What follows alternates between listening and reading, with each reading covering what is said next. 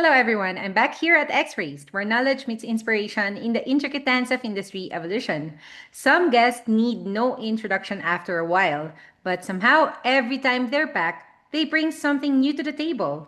And today's guest has been gracing our show every week. And if there's one thing we've learned, one of the many things we've learned, is that he never runs out of practical insights that businesses can actually use, and we've been so grateful for his generosity since then.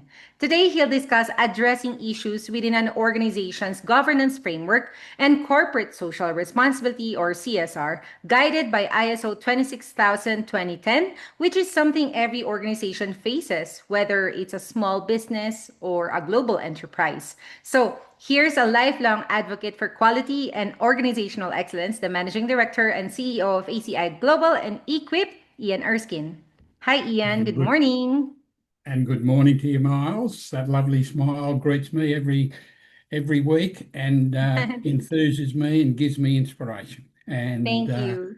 look, I trust that everyone, including yourself, had a wonderful weekend, Mhm. and your families are all more enriched because of that. And yes, and looking forward to a wonderful week, and looking forward to this topic because, as I said before we came on air. This this is something that's been at my heart for many years, and it's something that I thought that what I would like to quickly introduce just before we go into the main topics. And you've often heard me talk about foreseeable risk Yeah.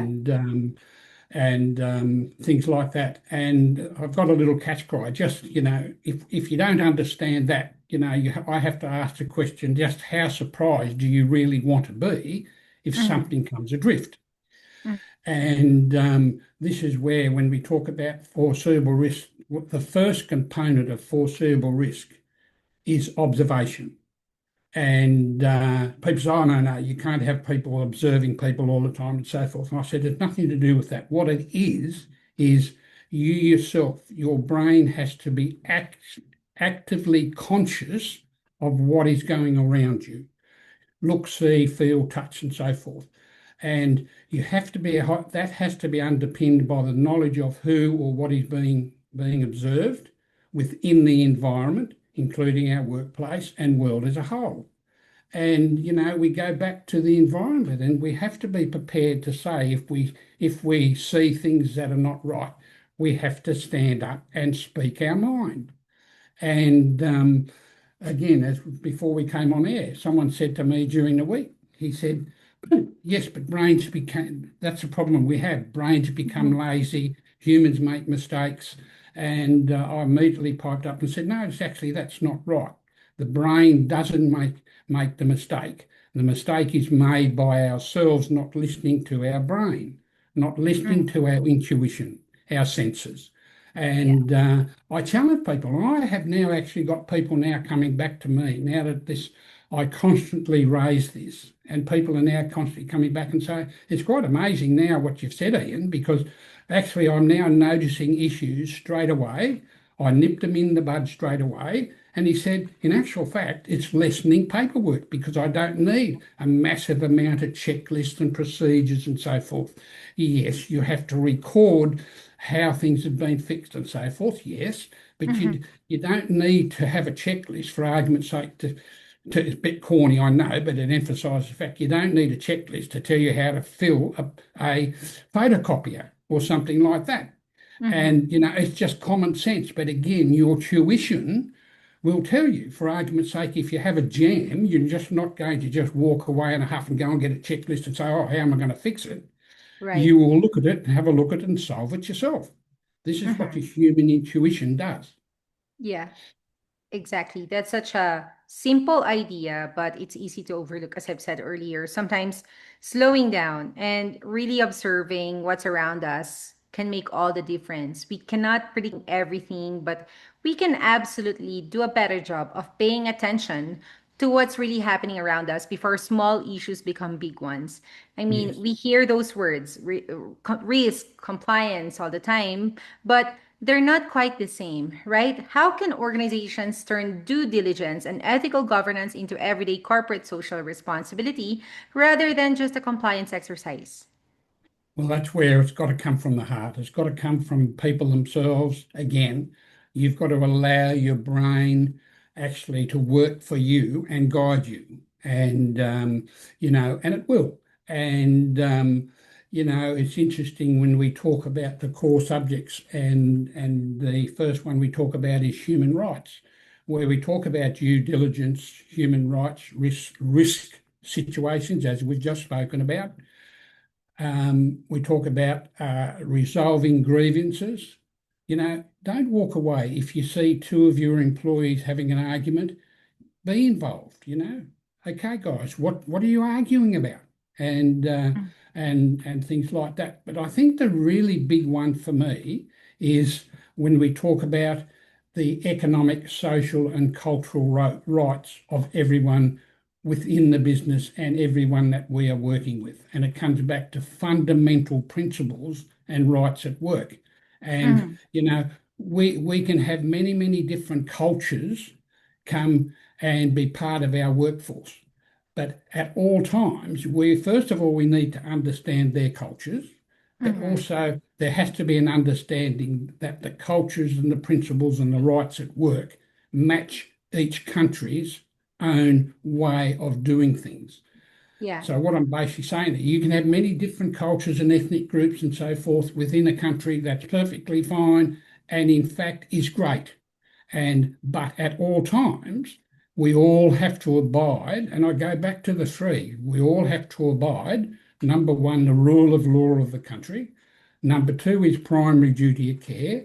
And number Mhm. three, clearly understand our chain of responsibility.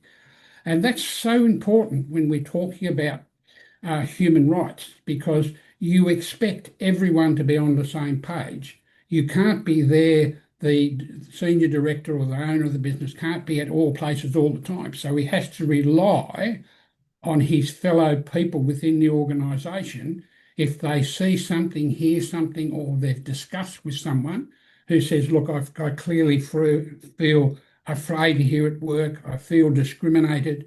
You've got to speak up. You've got to nip that in the bud. And again, that's recognising the issue and dealing with it straight away. Because if you don't, you'll end up, and this is what's happened in Australia only just in the last few weeks, that we Mhm. have had a human rights issue and modern slavery issue where a senior business person has been charged. And Mhm. I've read the notes from what's been divulged so far, and it's so clear.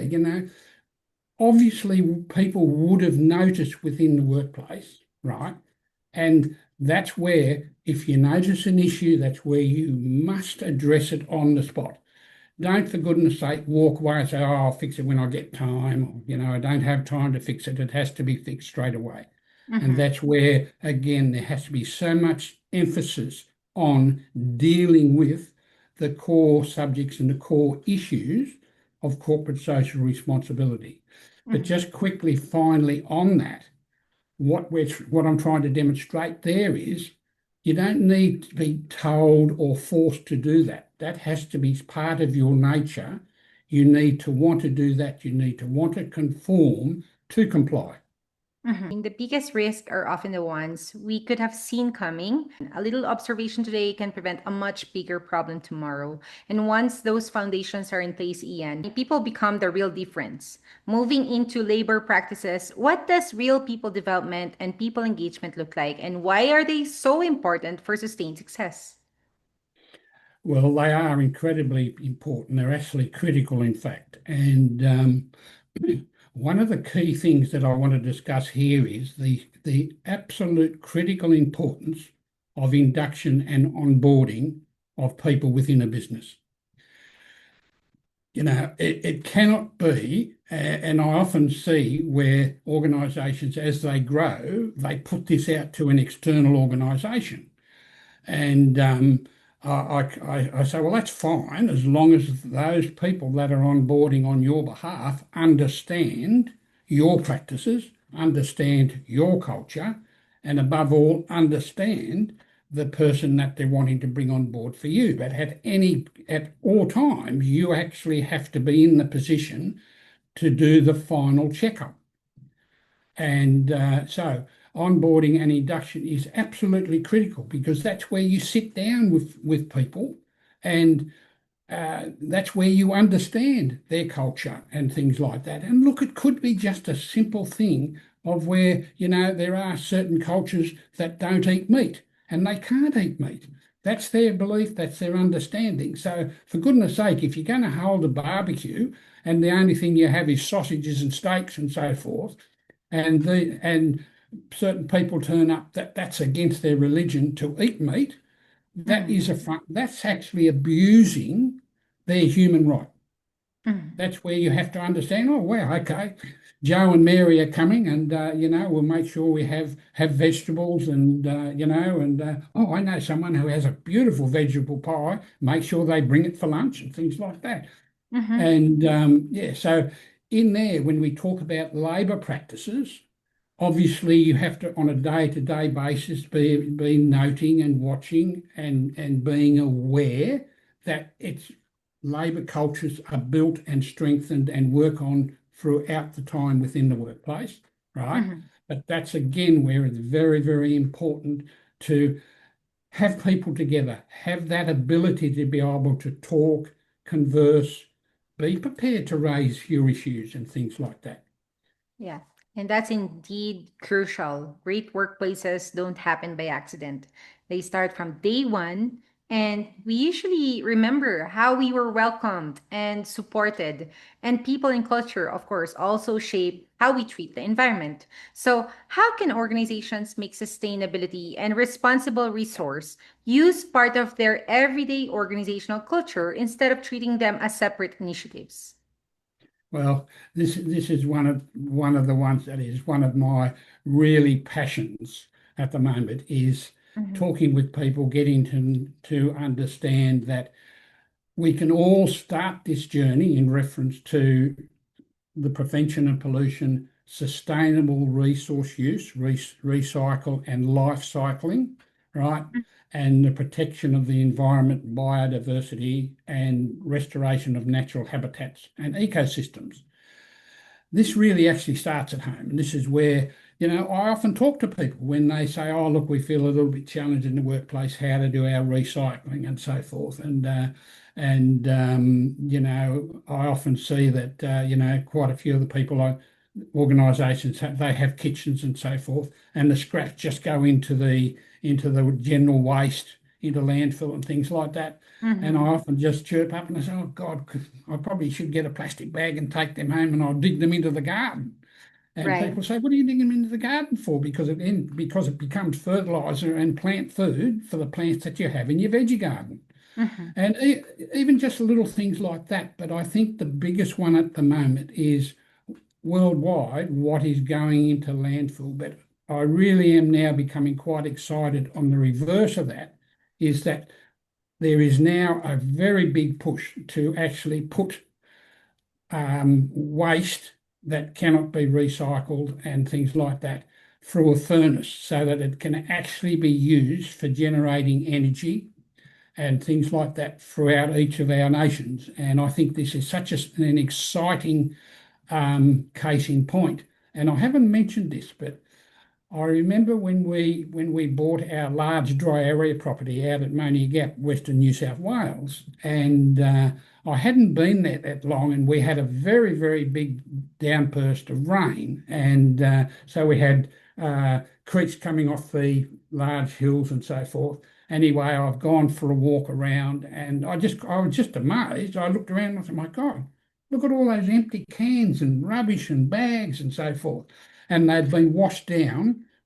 The previous owner had dumped them up on the hill and so forth, and they'd eventually filled it into the streams and been washed down out into our paddocks. So I had to go and get the two boys, um, and we did an emu bob, and we wandered around and we picked up and put them in bags and recycled them and Mhm. things like that. But again, that's the thing which we're talking about. We're all responsible, and I think, like I said, now is the critical time where we have to look at life cycle. Mhm. And I think it's incumbent on all of us. If we're buying a product in the supermarket or something like that, and it's clearly wrapped in light, cheap plastic, we have to be saying, can you take that off? I don't want to be taking that home because I've got to be able to try and recycle it, right? Mm-hmm. And leave that with them. That's what I'm now openly going to be saying. But the problem Yeah. that I think I said last time, we brought a new toaster and a new jug. It was Mm-hmm. in a cardboard box, all neatly Yeah. packed, Mm-hmm. good. Open the lid, and I just couldn't believe it. Two separate cardboard boxes, but the cardboard in the cardboard box were this cheap plastic that you can't recycle. Yeah. So that just goes into general waste, right? And at the Exactly. moment, the Mm-hmm. majority of that's going to landfill, never That breaks down, or if yes. it does break down, it harms the ecosystem. Mm-hmm. And yeah, so this is where we really do need to practice it at home, and because Yes. even ourselves at home, we use so much stuff that can be recycled, Mm-hmm. reused. But Reuse. again, to me, the greatest one is scraps. Go put them in your garden and Mm-hmm. things like that, and allow. And often when I go out and I dig them up, I dig up the worms, and they're jumping around and trying to worm away, and I have to get the little shovel and put them back in the hole and so They forth like make that. Yeah, they make the soil healthier. Oh, And they do. I Yes.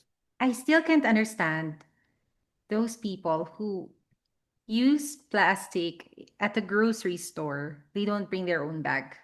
I still can't understand that part. I mean, it's an easy way for you to, be sustainable somehow. I mean, it doesn't just at home. Every time you go out, be conscious about the things that you use, right? Because when we talk about sustainability, I really like that we're talking about this right now. It's not just about the big projects or you're looking after a big impact right away or it has to be expensive.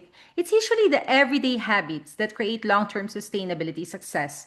And that's something many businesses, many people can and should relate to. There's another big piece of the puzzle, which is trust. Looking at fair operating practices, how do policies like a code of conduct, modern slavery policy, and anti corruption measures strengthen trust and the quality of an organization? Well, again, this is one that's really coming to play now, and it's quite amazing. Over the last 5 years, I've noted that basically all the organisations I do have a governance framework in place. They proudly display their modern slavery policies and so forth, their anti-corruption and things like that. But the key one is principles, values, and goals and responsibilities. That's the key one where I encourage organisations to put them up on your website and live by that. And on top of that, that's where, and we'll talk about this a little bit later, where we talk about becoming involved in the society around where you actually work and live and carry out your business. But and you have to be in a position where you can promote CSR, corporate social responsibility, as a major part of your value chain.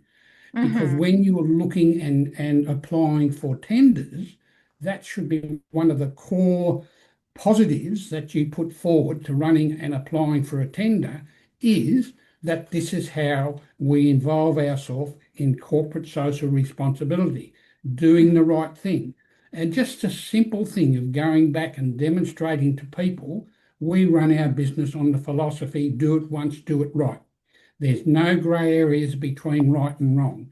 And, you often, and as you've heard me say this before, I get very annoyed when people say, oh, you're far right or you're far left. And I say, no, it has nothing to do with being right or left. What it has a lot to do with is doing the right thing, Mm-hmm. not cutting corners so that eventually you end up on that so-called left side, but it's not the left side, it's the wrong side.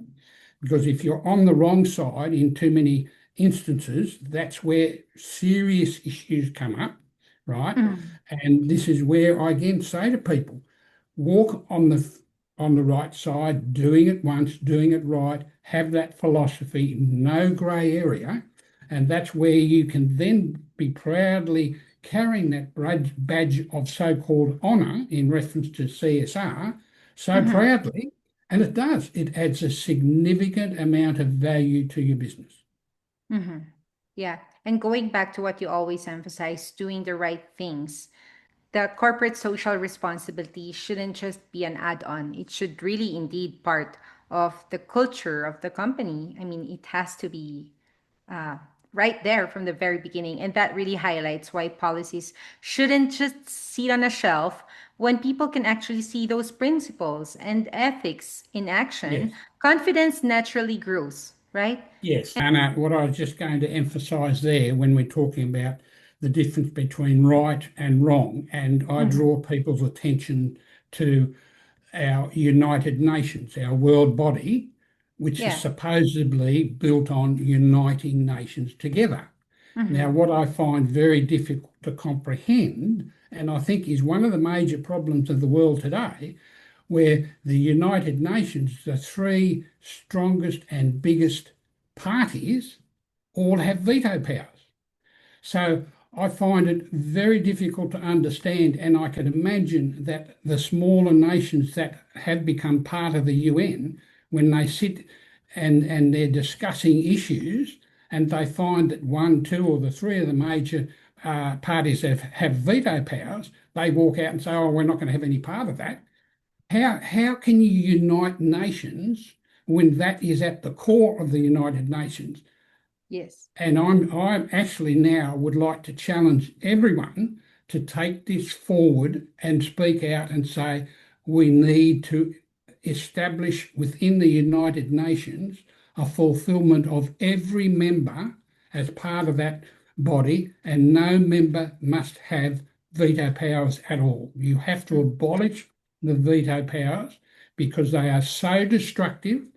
They create discontent. They they encourage disharmony. Hmm. And this is where I think at the core, and I think this is where we can all now speak up and say, hold on a minute, how can you call yourself the United Nations when the three of the biggest countries in the world have veto powers? That has to be wrong. Remember Hmm. the saying, no Ironic. grey areas between right and wrong. Hmm. You're right. There's a huge disconnect, right? At the core itself. And of course, trust also extends to customers, Ian. How can organizations balance fair marketing, consumer privacy, and customer protection while supporting total quality management or TQM?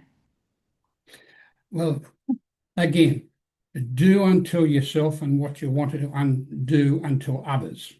The golden So, rule. you know, and what I'm saying there is, okay, so if you produce a product that is clearly flawed, would you want to take that home, for Mhm. argument's sake, a new jug, for argument's sake, if you unpack it and the push button is squeaky or the push button to open the lid doesn't work correctly, do you really want to accept that?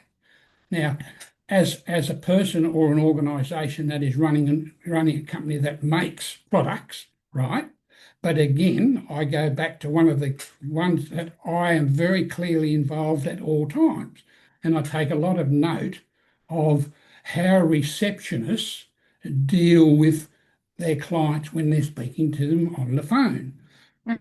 Now, often I asked a question. I said, have you had to deal with an obstropolous or an angry client or customer? Oh, yes, quite often. And I asked them, I say, how do you actually make sure that it doesn't get out of hand? Oh, there are occasions where I've got to slam the phone down and things like that. And this is where I simply say that's where you're not addressing the issue at the very core.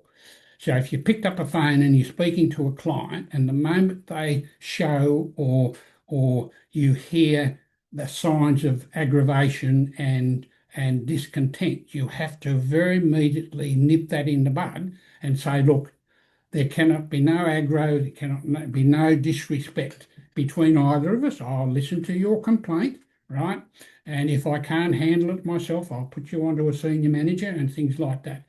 But this is again where you've got to look at everyone in the same field as your own, and do what you want to do for yourself as for others. And if you wouldn't, for argument's sake, if you wouldn't allow someone to swear in front of your wife or your children, you know, don't exhibit those swear words in the workplace. And Mm-hmm. I will mention it. I have a distinct dislike for the word starts with F. Mm-hmm. And and I will tell this story because I have been a practicing acolyte. And I remember we had a visiting priest came over and he was giving his homily and he dropped the F word. And I Oh. nearly I nearly fell off the chair. And I could look at the down from the altar where I was Uh-huh. sitting behind the altar, beside the altar, and I could see the look on the faces of the people in the congregation. It was just unbelievable. Yeah. And anyway, what transpired there when we were finishing up, priest came in and I said, "Did you realise you dropped the F word?" "Oh, I was just trying to make a point." And I said, "That has such terrible connotations." And he said, "Oh, look, I'll make sure I don't do it again. But it's something that I often use in discussions with people and things like that." And anyway, it wasn't too long, and I had the bishop call in, walked in, and he'd already heard some complaints from the congregation. And he Mm-hmm. said to me, he said, "Ian, you know why you don't use that word?" Mm-hmm. And I must have said something that was not quite explaining it correctly. And he said, "Ian, the simple fact is that F word has connotations very badly for women. That's why you never use it. You don't Yeah. need to use it." Yeah. And I always hold that to me. Bishop Pell and Archbishop Pell said that to me, and God bless him, he's now in heaven. Mm-hmm. And actually, he taught me many things, and a lot of it had to do with, you know, being fair, being reasonable, and Mm-hmm. um, doing, you know, proudly carrying yourself forward, understanding the difference between right and wrong, and being prepared to stand on your conscience and say, "No, we don't go down that path because it's not an ethical path to go down." Mm-hmm.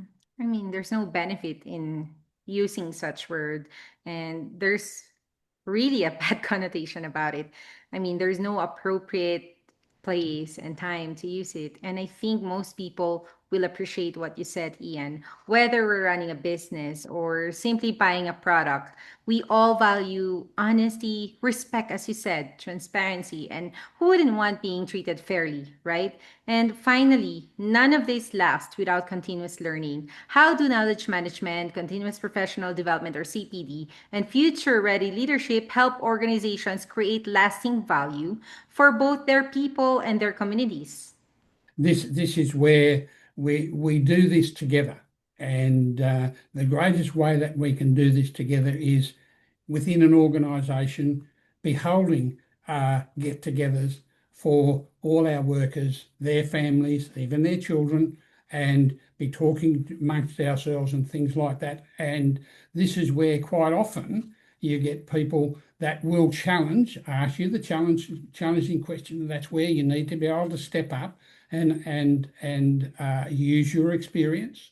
And this is where you do get your ACI, your accelerating continuous improvement, by the bonding of people within that organisation, the bonding of them from their children, from their siblings, all the way up to their senior managers and so forth.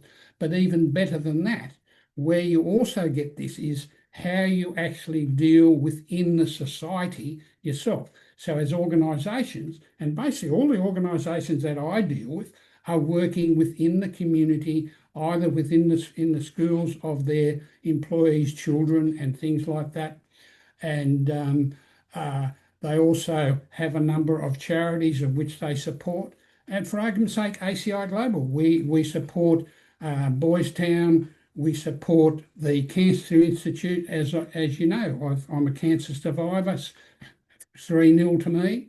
And so we're part of that. Charlie Teo, who's a global world founder in cancer treatment. I support Charlie Teo. Well, when I say I, ACI Global. Mm-hmm. And for argument's sake, even with education and training, we have a lifelong training program which we provide to our candidates, and they can step that down to their family members and so forth. And we're happy to do that. But again, going back to how you can improve, that's where you get your ACI within the workplace. So everyone is working together to make sure there is harmony in the workplace. Yes, what a great way to bring everything together, Ian. Investing in knowledge through ACI or accelerating continuous improvement, lifelong training, and people, of course, help organizations stay ready for whatever comes next. So, thank you so much again for sharing your practical insights with us, Ian. As always, you've helped make what can seem like a complex topic much easier to understand. It's a pleasure always.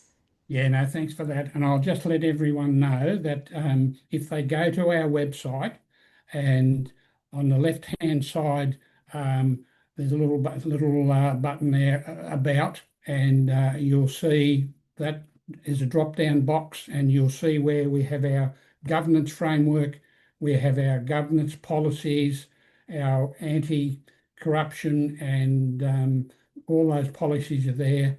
Our principles, values, and goals are there. And look, we're more than happy for people just to grab them off their screen, Mhm. transfer them across to their own databases and so forth, and fit them to fit their own organisations. And again, Mhm. that's where we proudly display that on our website, demonstrating that yes, we are a founding member of the Global Reporting Initiative. And just on that point, if people do have a look at our podcast, listen to our podcast, and then think, oh, what a good idea. Maybe we should become part of the Global Reporting Initiative. We are more than happy to sponsor them into the Wow. Global Reporting Initiative Mhm. and take that to the next step because we find them a it's a stepping stone between conformance and legal and statutory requirements. That's that Mhm. stepping stone. It's in the middle sphere, and it trains you from the bottom up, wanting to conform. Yeah. Okay. That's a great offer, Ian. Thank you so much. And if you'd like to learn more about Ian and the team or explore their training, mentoring, and ACI Global 360 or PDR profile and other professional development programs, simply head over to aciglobal.com.au. And before we wrap up, don't forget that you can also watch and access this entire episode and the others directly on their website whenever you'd like to revisit the conversation. Thank you for spending your time with us. Until our next one, this has been your host, Miles. Stay focused, driven, and inspired with X Raced.